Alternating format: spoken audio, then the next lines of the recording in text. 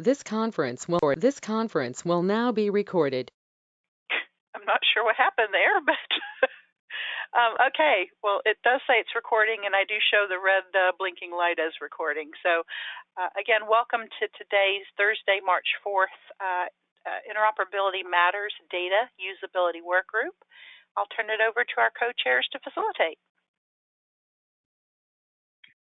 Thank you, Dee Dee, and welcome everybody.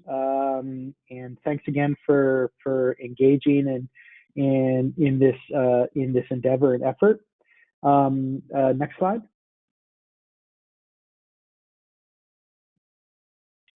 So just to go over the agenda, we'll go through some the introductions of the work group membership. Then Bill will go through the logistics, and then we'll continue to work through in our template format of the priority work items to come up with our priority list that we will very soon be voting upon for the work that we'll set out for ourselves for the remainder of the year.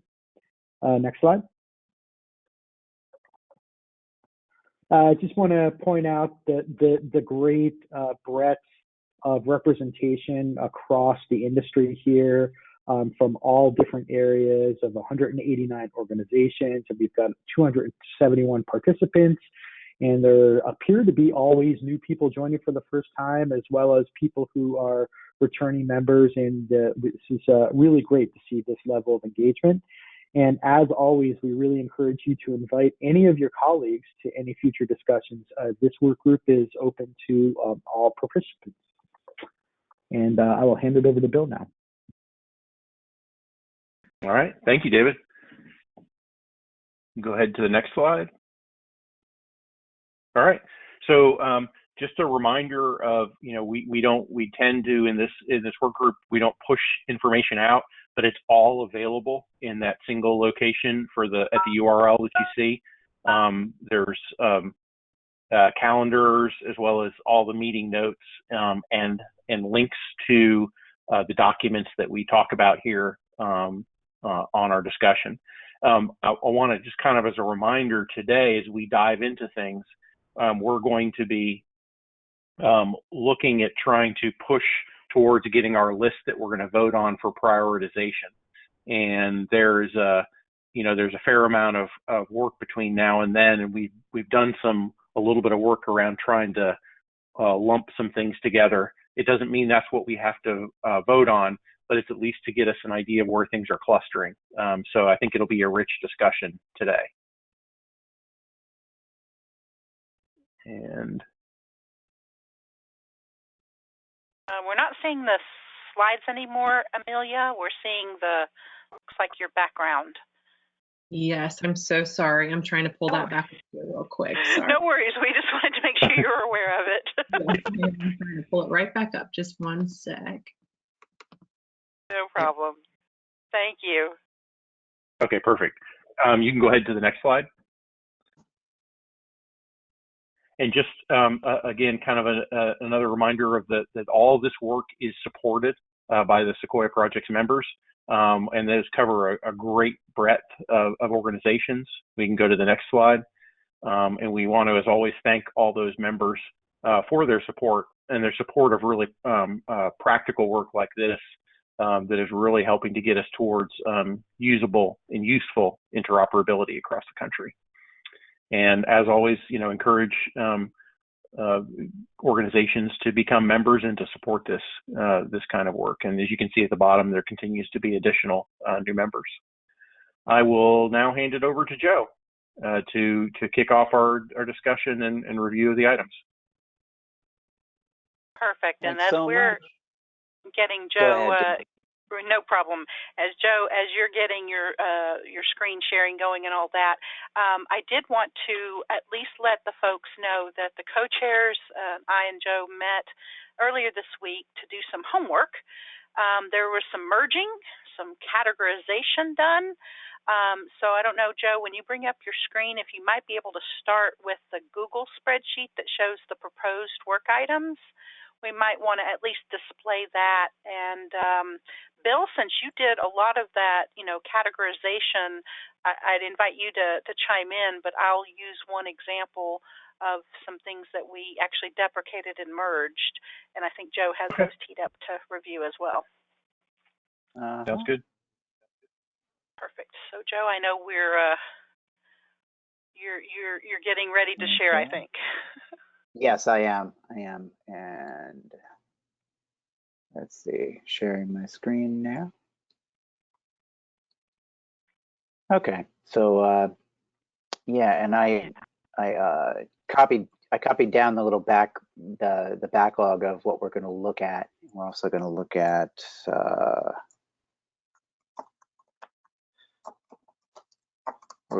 the longitudinal record as well. Let me grab the chat so that's available. Okay, good. All right, let's get going. All right.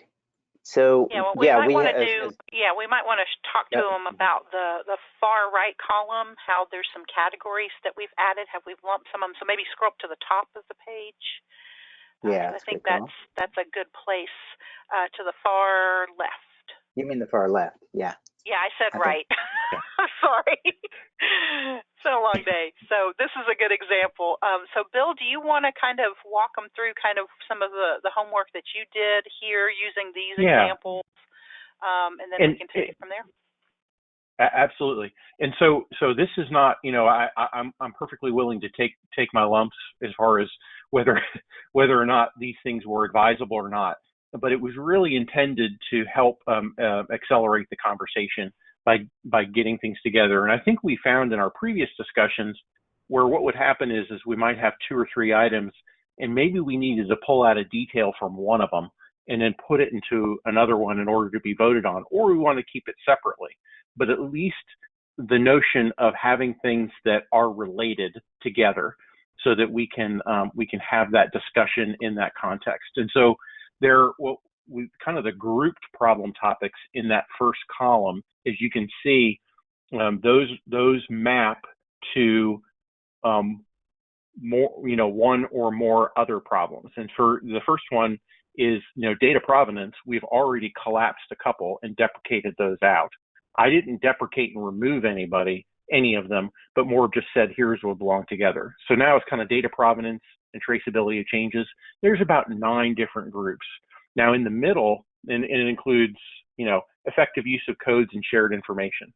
I've titled them more just to be explanatory. The third one there, effective use of narrative for usability. So we had 2 items. One was guidance for populating meaningful narratives, and then the other was promoting the use of narrative. Then there was a group of them that were just around specific document guidance for usability, practices for rendering documents versus clinical scenarios, patient summaries, referral notes. And some of those we might want to cluster together, or we may say, no, we want to keep them split out. In the middle, there are several items that I wasn't really sure how to group them together, and they may just be small enough that they would stand alone. And then there was another group at the bottom that had the same thing, context for usability, as well as data integrity and trust. And then there were the ones that were deprecated. The data integrity and trust and the context for usability, like I said, these groupings are not perfect, but I think they are at least directionally related. And so hopefully that's helpful. And thank you, Bill, for doing that heavy lifting.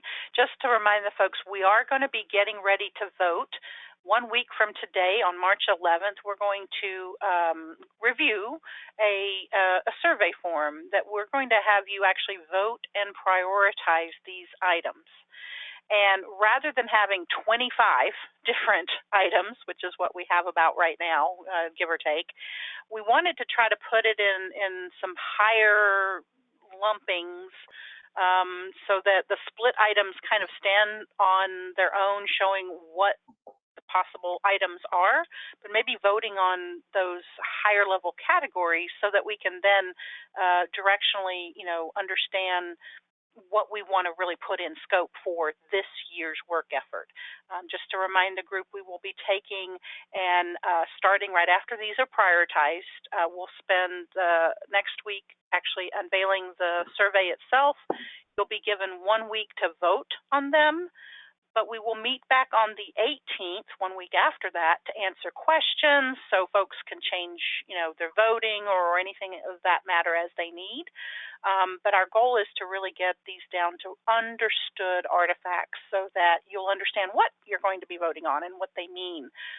And what we'll do is bubble up those that prioritize to the top. Of course, we'll get the highest scoring appropriate, and we'll actually take and then determine, what can we do in this level of effort, because we won't be able to do all of these by any means, but trying to see, okay, what bubbles to the top as a priority, and then what are things that are low-hanging fruit. Maybe there's specifications we can just provide breadcrumbs for that are easy, low-level work items that we can do. And then there may be some that we actually have to provide feedback to get started into HL7 specs or IHE specs or some other standard organization. So just wanted to let you know, kind of that's the process that we're getting ready for, and that's why we're starting to pull these things together and do some homework behind the scenes. Any questions from the group before Joe takes off from here?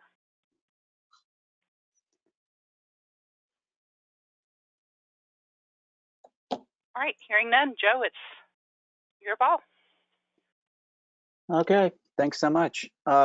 So I think what we need to do now is we've been through, I think, most of them, if not all. And the issue now is, are there any of these items that I trust everybody has been perusing the pages in between the meetings? They're not just coming to meetings. And are there any items that you feel are not well enough defined in order to vote on them? We'll jump through some today. But if there are any that are coming to mind that you feel like you really think you might want to vote for it, but you don't know you just don't know the scope. So let me know in the chat or let Dee Dee know. And let's see what Tom is saying. Data needs to be granular and groupable in the data context for usability. Okay, good. Yeah, so we can look at that. And yeah, when I reviewed that one, by the way, the data needs to be granular and groupable. And that struck me as more related to codes. That's this one. And we'll get to that, but my initial thought was it was a lot about use of codes that we would identify and encourage hierarchical codes to be used and rendered. So I thought that might belong in there. But either way, okay. So let's jump ahead. We have a couple of things. I have a question about the grouping. So the grouping, I guess we're going to do some voting starting next week. My question was, how does the grouping affect voting? Are we voting just for groups, or do we still vote for individual items, or how's that going to work? We're proposing that we try to vote for the groups because that gets it down to less than a dozen. But we are open to suggestions. We wanted to try to get it to something that's not 25, because what we're going to do actually for the process is we're going to have you literally rank them 1 to whatever number there is. Let's say there's a dozen, 1 through 12. And 1 will be your highest priority, and 12 will be your lowest priority. So what will bubble up to the top are the lowest scoring ones will be the highest priority ones. And then that way we can take that as an informed decision, because rather than trying to get granular and rank 25 of them, there may be some that are kind of related, that if we solve this, it'll solve this and this. So that's why we tried to put them into some sort of grouping. So we're going to propose that you vote on the grouping, and then we can pick out the more granular work items that are to the right of that in column B to then determine, okay, out of this group, this is the one that bubbled to the top, let's say provenance does or whatever. Then we'll say, okay, of those, which one of these will we focus on for this calendar year? Because the goal is to get these implementation guides drafted and written out by December 31st, 2021, so that starting January we can start putting them into some sort of public comment phase. We could go into a week or two into January next year, but ideally we want to try to get something written by the end of the year. So this will help us to determine the higher level groupings and then pick all the things that we think we can get into that IG from that more granular detail. Does that help? I think so. So I think you said if we vote for a group, it means we're voting for all the members of that group as well, right? Yeah. Yeah, and if you don't agree with one of them specifically, we will have in the survey a notes section where you'll say, I'm voting for specific document guidance for usability, but I really don't care about the guidance for referral notes or consultation notes or something. I mean, in other words, you can kind of add on some additional information if there's something you didn't want to include in that group or disagreed should be included in that group or whatever. So we are going to try to make it flexible for you as well. Okay, and I may have missed this a few minutes ago.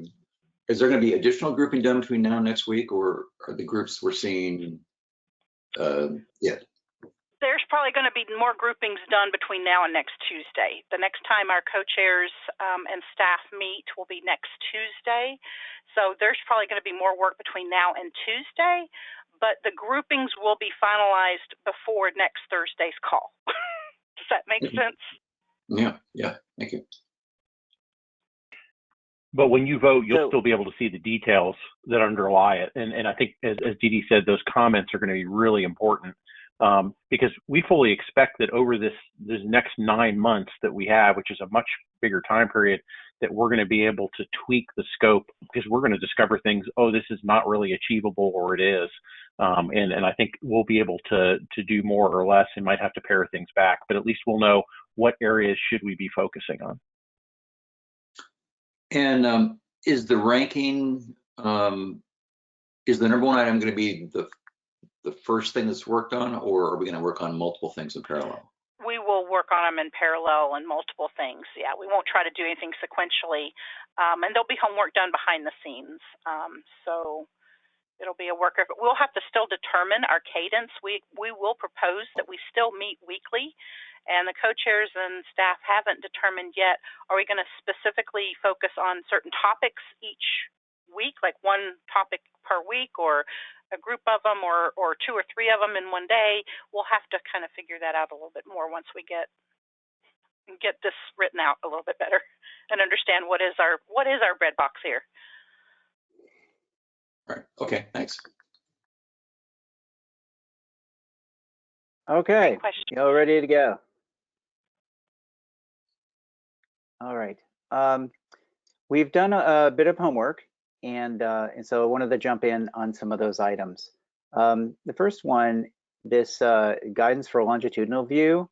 What we did is we rolled a few of the what we thought were the goals of some of the use cases we had heard together into this, and we're defining.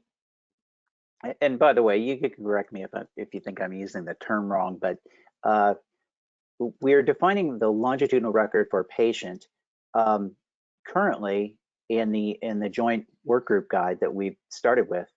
The longitudinal record is at least one patient summary and one encounter summary per encounter, and so this work item would be to do better than just that, to help view the patient's through line over time. So the problem is how the overall longitudinal view, including the through line of specific conditions, is maintained, shared, queried, and rendered. And so we're looking for, this is, by the way, this is the use case we were talking about where you were interested in particular conditions, you wanted to tag those, and you wanted to see those as they occur over time. And so I think the easiest way is to just go straight to the use cases. Let's see. Okay, so I've identified 4 potential use cases based on what I heard, and we don't need to necessarily choose which ones are in scope. If you want to, we can.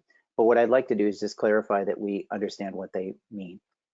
So here's a provider to provider use case, and you could say, by the way, the same thing for like public health. So this was providers need to clearly see items that are important to them for all patients they treat. So the idea here is you're a given provider, and there are certain conditions that you're always interested in. Oh, chat the link to the document. Okay.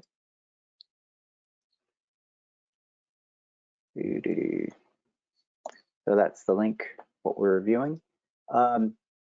So this would be, for example, an oncologist. And so they've always configured their system to look for specific codes for problems, diagnoses, procedures, etc. So they see a patient who's had a positive cancer diagnosis at any point in their history. I think that's what I heard somebody say. And the provider, the key here is that the provider is unaware of this diagnosis, but initiates what for them is a default query. But because they've set up what their defaults are, they want that cancer diagnosis to be present and visible without having to pull the whole health history. So the provider system uses targeted querying and filtering to obtain an optimal amount of information and highlighting the cancer diagnoses. Now, how we do this is is up to the solutioning. And I added a lot of details of how we could potentially do this. All right, so what happens if key data are uncoded in the cancer diagnosis, such as a PDF or path report? This doesn't address that.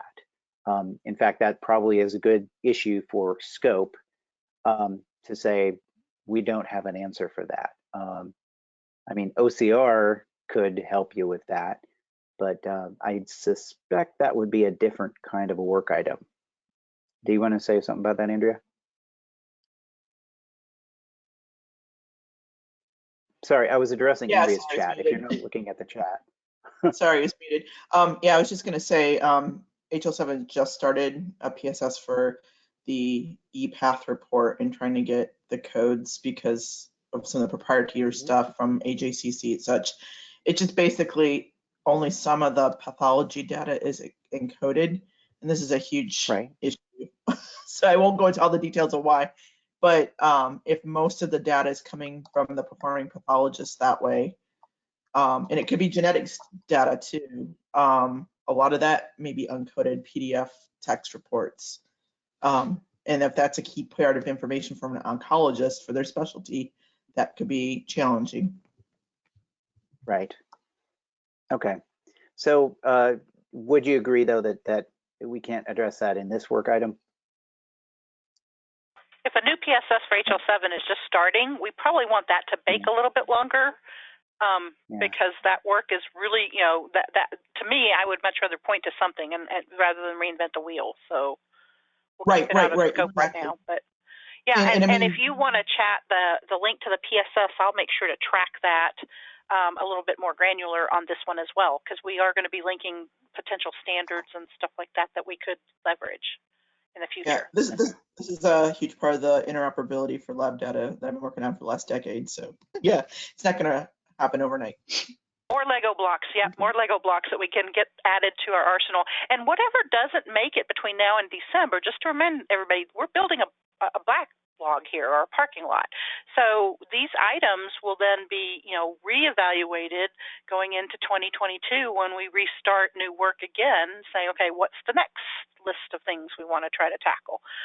So it'll be an evolution where hopefully we'll continue moving the needle and hopefully informing standard organizations like HL7 or, you know, IHE or any other, you know, SNOMED, LOINC, whoever that's needed for some of these things as we identify it. So it'll be a collaboration with all the SDOs as well.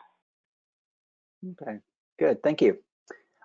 So the first one is, I hope that use case is clear. So you want the clever filtering, but it's basically the provider sets it up ahead of time. The next use case is where the provider wants to see the progression of a specific condition. And this is where we were, I think, well, maybe TB was the example, but I did angina here.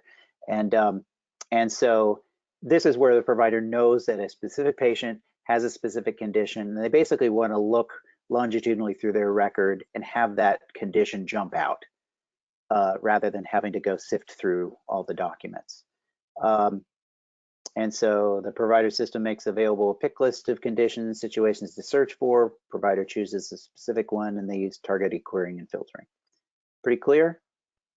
The next two are a little trickier, and I've added these because this is what I think I heard, but I want to make sure that this is what you meant. All providers need to clearly see critically important items no matter what. So the trick here is we're saying we would do this now for everybody, and this would depend on everyone agreeing on which codes are critical. If this is the case, then we would add these maybe to a standard patient summary, something like that. And then this is the same thing if we could say the same thing for all public health providers need to see critically important items. Is this a use case? Is this real? Or could you meet what you're asking for by provider specific or patient specific querying? Are these real?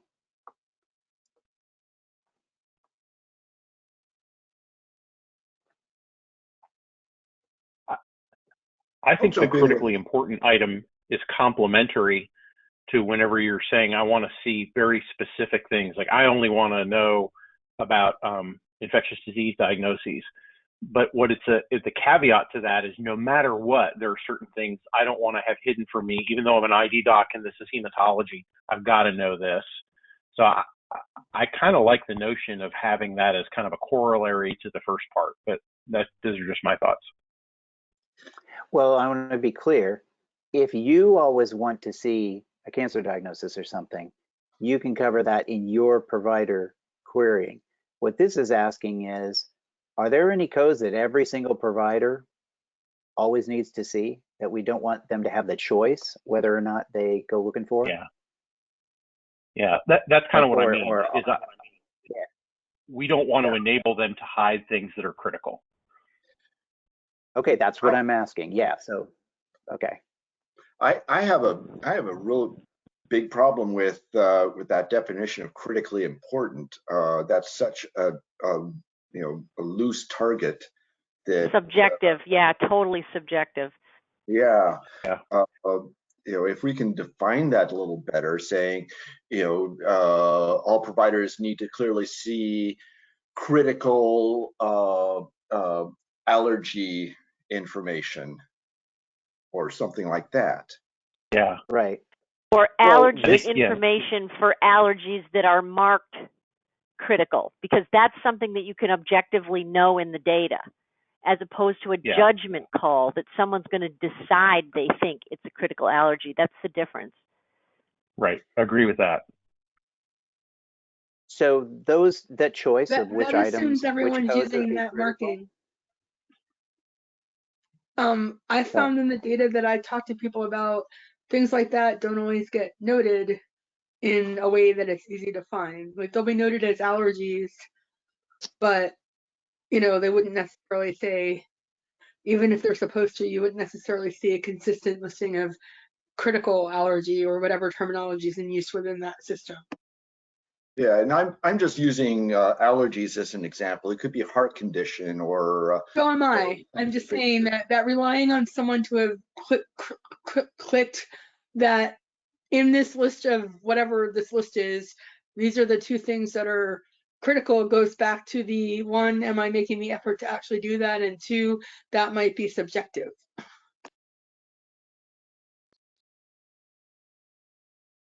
I think saying show all allergies would be a more definitive, be a more definable thing. So if we're talking about usability, we need to think about where the source as well as the use. These are all mostly use oriented in the sense that the data is there so I can query for it. But to ensure usability and quality, we need to be sure the data is there in the first place so that it can be queried to find. Okay, I want to make clear something about the scope here. the work item we don't define the work item by saying, here are the allergy codes. We would define the work item by saying, we need to define some codes that we consider critical enough that everyone needs to see. And then when the work group tackles this work item, if they vote for it, then the implementation of this work item would be identifying the allergies that are critical, the problems that are critical, et cetera. Yeah, I think one of the things just that everybody's clear on that. Oh, sorry, that Gary may have been talking about, at least when I was thinking and seeing public health. The question is that downstream in the public health system, you know, as we're seeing with COVID, is it from the performing laboratory for testing or whoever's vaccinating, you know, where, like which information system or kind of key use case is this surrounding by? Because if you say something, it could apply to like 50 different systems and 50 different places. And I think having a little bit crisply defined would be helpful, I think, on that context. When you're describing the systems, do you mean the consuming systems or the generating? Yeah, it could be the origination, like a lab information system or a immunization registry, and then, you know, who's the sender and receiver, like who needs it, which context. I mean, if you're sending it to public health, like public health agencies, is it going through electronic case reporting, electronic lab reporting? Because those are vastly different and different functionality across the country, even though it's been part of meaningful use. Right. This work item doesn't address that. This work item is for the querying and consumption. So what I'm assuming here is that if you're a public health system, it sounds like that you need, as you know, provider, maybe your epidemiologist or, you know, the public health physician for a county, and you need to see these critically important items of where COVID is in your county, you know, from the public health piece, that could be interpreted that way, that public health is able to query every single hospital and clinic in their county.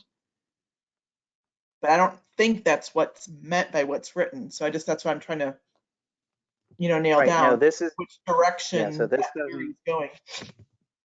No, this work item doesn't have anything to do with how you choose which systems you query. What this has to do with is, given that you have a set of systems you can query, how do you query to tell so that what you receive tells the story you want to see? And I also don't know if the laws in each jurisdiction allow public health to query any type of system that they have access to, because most of them don't have access to query. They just get sent unidirectionally electronic lab reporting from any performing laboratory or electronic case reporting from any physician. And it's not even pervasive across the country yet. So that's the direction of sender to receiver too. And I don't know of any laboratory that can query their jurisdictional public health data to find out all their neighboring information, you know, to receive it back from a query either. So again, I think it's helpful to have like the stakeholders that are involved and then the systems that would be queried, either sender or receiver.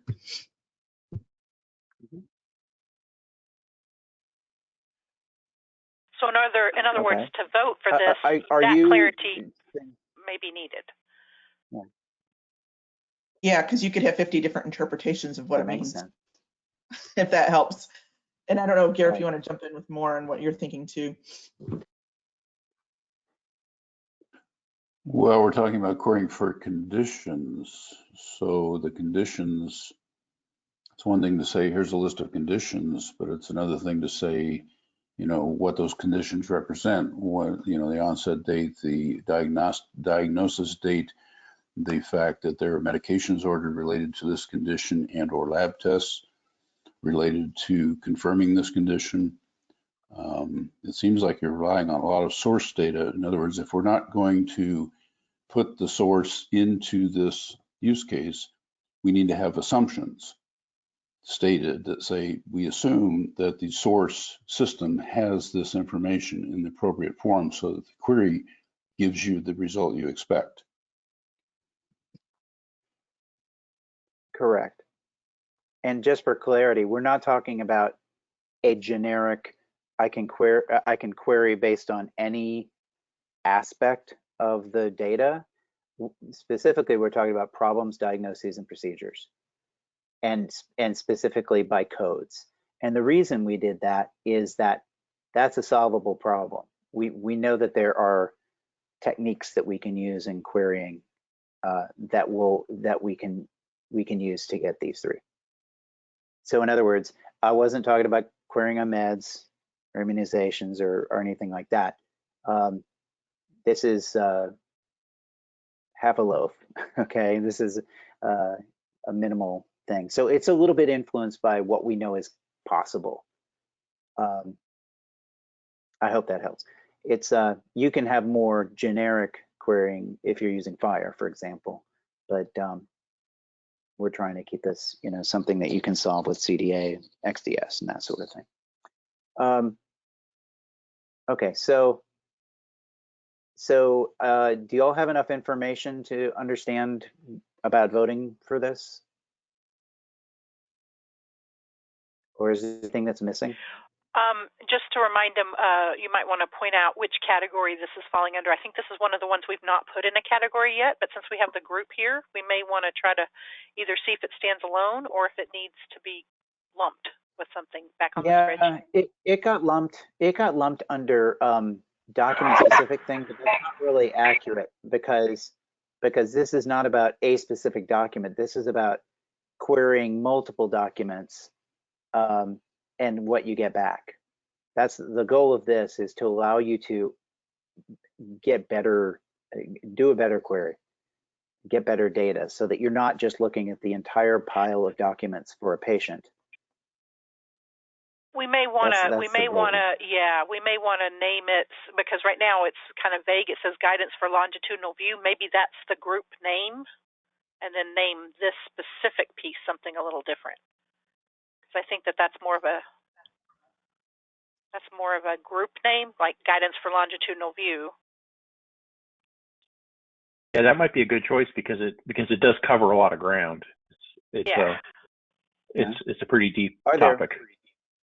Are there other items that you would think would fall under longitudinal view? Well, maybe it stands alone. To your point, maybe we just need to pull it out and make it a standalone. Got it. Okay, that's fine. So we can pull that out afterwards. And we can do that homework. Okay, so, yeah. So let's jump ahead to the next one. Thanks for your feedback on that. All right, so data accountability, binding content and authorship, and then we have the new directory item. All right, so that one's down a little bit. Here we go. So this data accountability, all right, so now this is in the data integrity trust group, right? So do we want to go through all three of these or just a data accountability one? Well, it seems like we did data accountability last week or maybe the week before. Yeah, I see. So yeah, assured identity, okay. Yep. I think we understand this one. All right. Okay, so which one did you say you wanted to do next? The data integration or installation? I don't think we've done that one. We have not done that one. Okay, let's take a look.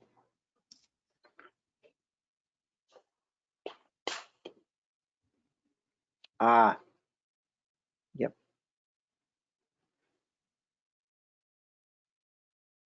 Okay, so we're talking about ingesting data and merging it with what you have locally.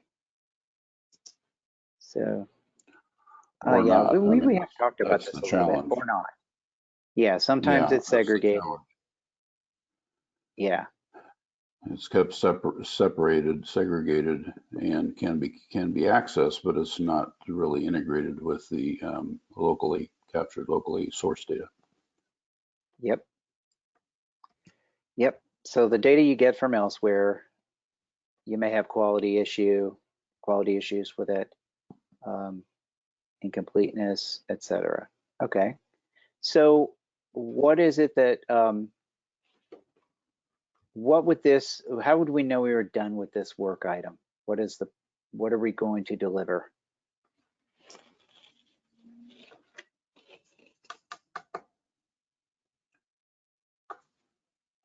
Well, it's a usability issue if we can't fully integrate the data. So now that may be more of a source problem than a receiving problem. Well, yeah, that's the main point I'm going. Is this guidance for the receiver or guidance for the generator? Or both?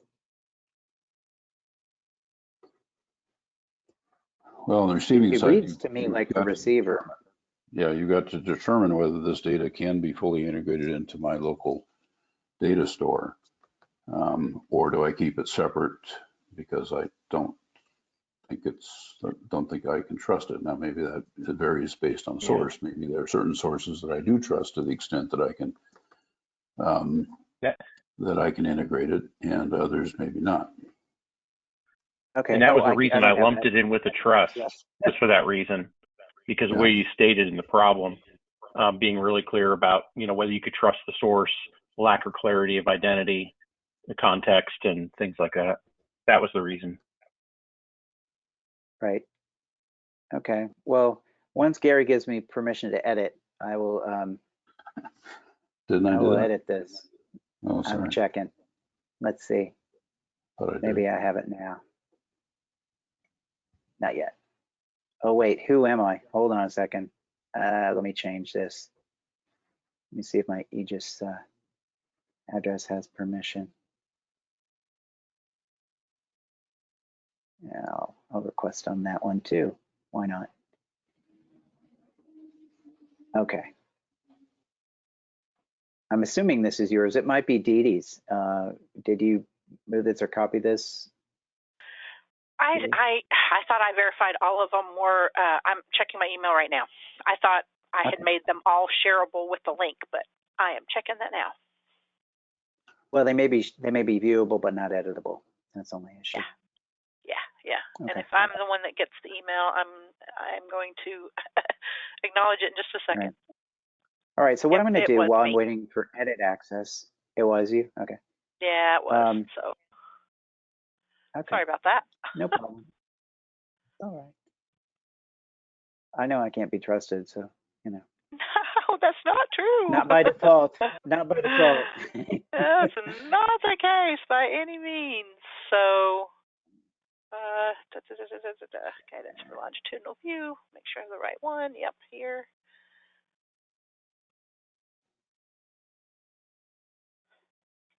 All right, so I'm going to type some words. Can't you use narrative to grade the trustworthiness of the data and whether or not you want to integrate it? You could, I suppose. I don't know. I'm not a provider. So while I'm waiting on that, I think I'm going to write I'm going to try and narrow down the problem a little bit, and I'll ask you all to give me some assistance here. What I'm thinking is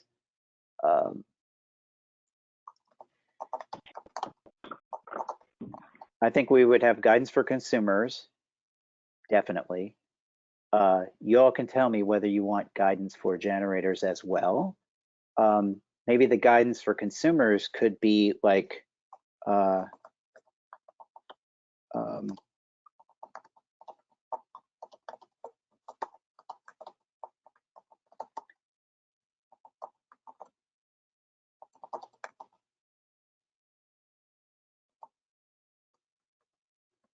something like this, heuristics of what aspects to look at, right? So we would say, here are the things to look at to decide whether or not you can trust this enough to ingest it.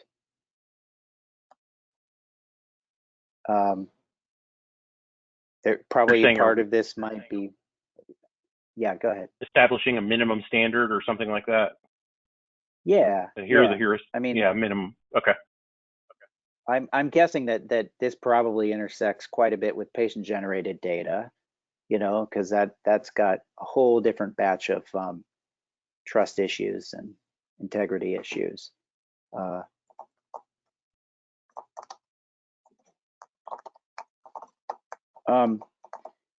Is there, well, I don't know how far we could go while scoping this, except to provide this bulleted list and say, make sure you check these things out.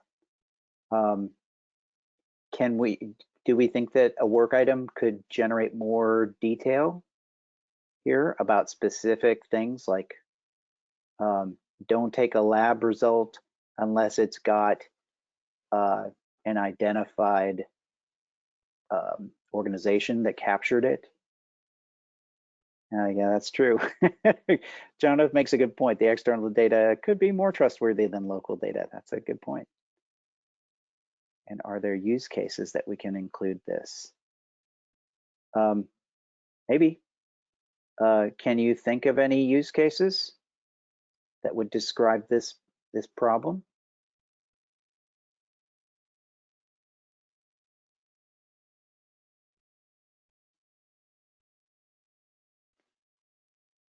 Don't all talk at once.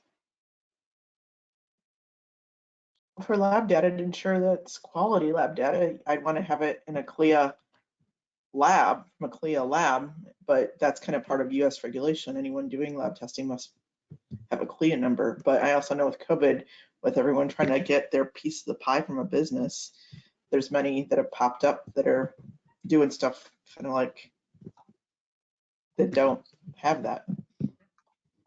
So I would want to trust those results. There's no indication that any quality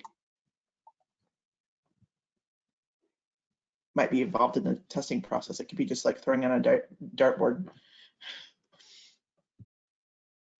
Okay. Yeah. I think that the part of the thing here is that this seems very fuzzy logic to me. It feels like a not anything that we could provide clear guidance on. But I mean, we could just say this is the work item, and when we work the work item, we can figure out if there are things that we can provide clear guidance on. But I think I understand the work item. Is everybody pretty clear on it that we could vote on it? I guess the other question is, how do you define usable? Yeah. I mean, because for some it's semantic interoperability, some it's just syntactic. It has to get from point A to point B, and it doesn't matter what format or anything. Well, I think in this case. Yeah, and if a downstream or upstream system can't process it, then, is it considered usable? Yeah. Well, I think in this item, usable isn't the key word. Integrated is the key word, because I read that as harmonized. In other words, you're taking in a problem list from somewhere, and you've got a problem list. And I read integrated as when you're done with this integration, you have a larger problem list that is harmonized. You've reconciled, and can we offer guidance on how you do that? Maybe the guidance is you do manual reconciliation that takes into account the degree of trust you have over the source. But isn't that always right? And that's what you do when you reconcile? Even now there are certain things that are challenging even for manual reconciliation. So if we're trying to get to the next step of automation, there's certainly a lot of these elements that need to be solved for. And if we're ever going to get to the point of automation in real time where you can integrate CDS hooks at the point of care, that's kind of, when we look at clinical decision support, will be one element.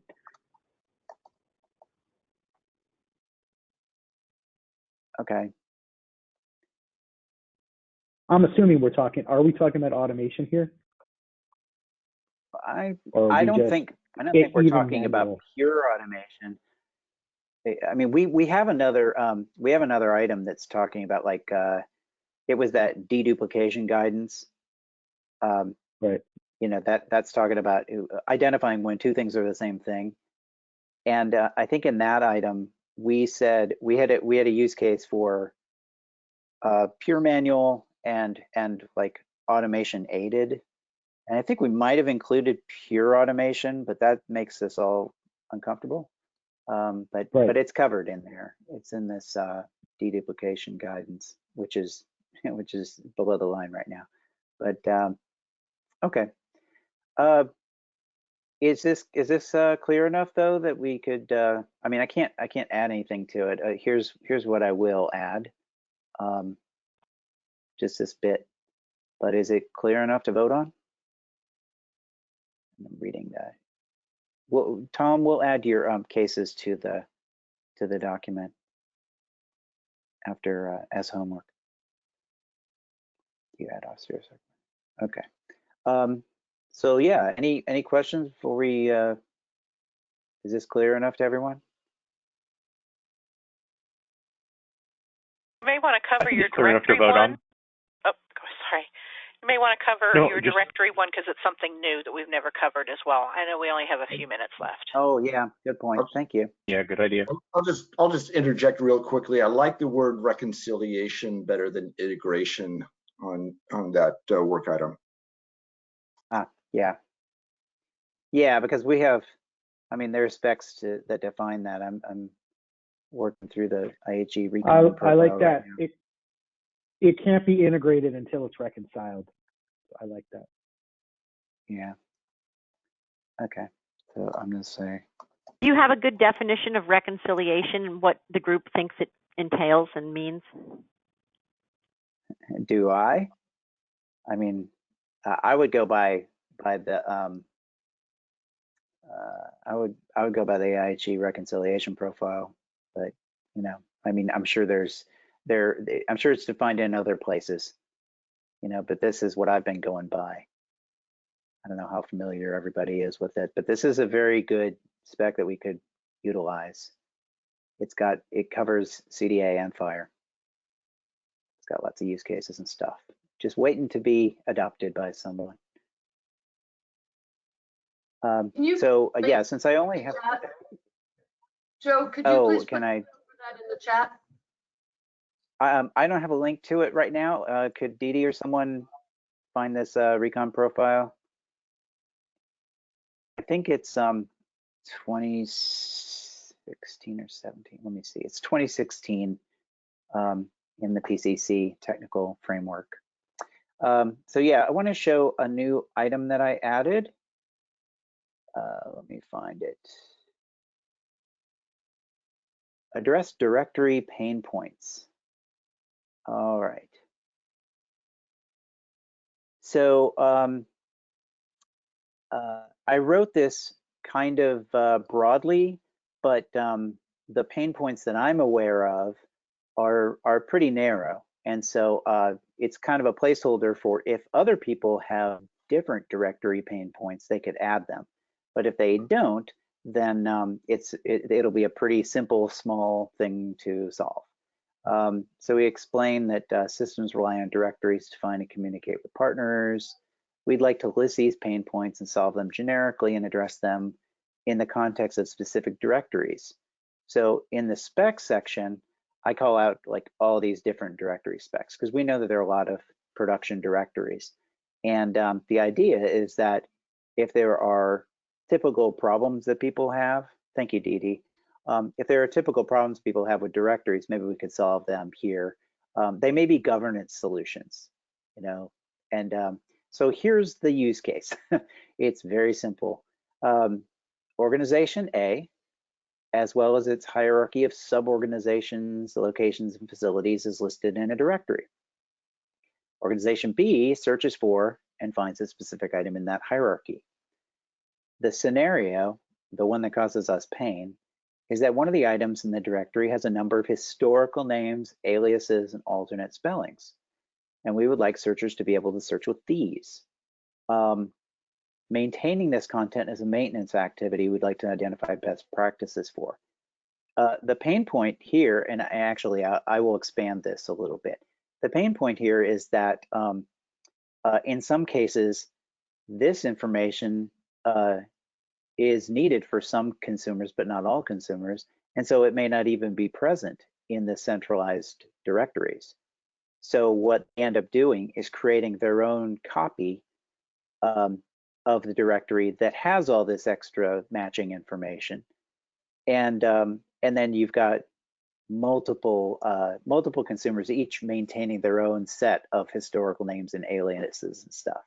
And those would be better maintained at the central location, and probably better maintained by the actual organizations who own the historical names and aliases. Like that would be the best situation for everyone, where people could go in, organizations could go in and kind of prune their own part of the tree. Oh, that's very good. NPPES, helping to partially solve this. So that's our pain point. Is that clear to everyone as I explained it? Simple enough? Do people agree it's a problem?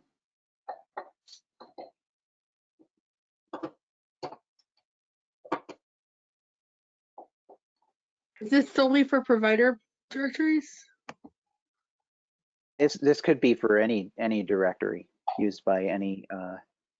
So this could be the same thing if for a patient use case where a patient's trying to find their provider in some directory, but they've changed their office name. I think some of this is, I think this is a problem, but I do think that there is some of this work that's happening under the FAST, Fire at Scale Task Force group, that is working on directory requirements to help accommodate that. So just wanted to let you know that I think this might be, but I do think it is something that is being tackled pretty well with FAST. The work isn't finished yet, but it's underway. Da Vinci's working on this for the CMS patient access and provider directory stuff too.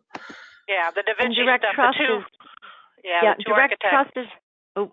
Direct Trust is working on it too, and they are clarifying not only how to handle this issue, but also maybe a edge case to this use case is when what needs to be found is not the provider that you're searching for, but for that provider, for their organization, what address should be used for a certain purpose.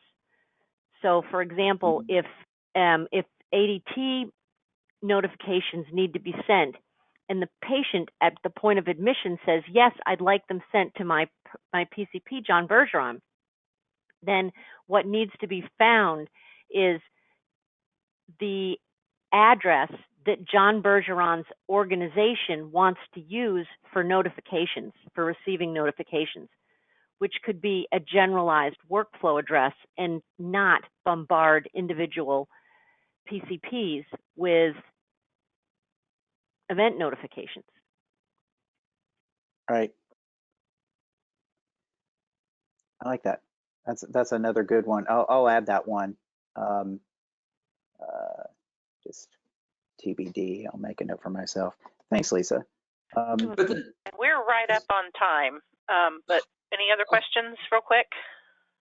Well, I was just going to say that the meta problem here seems to me that this information is in EHRs. It's a complete pain in the butt for provider organizations to maintain this. Everyone needs it. The data has to be in the EHR for parts of the EHR to function.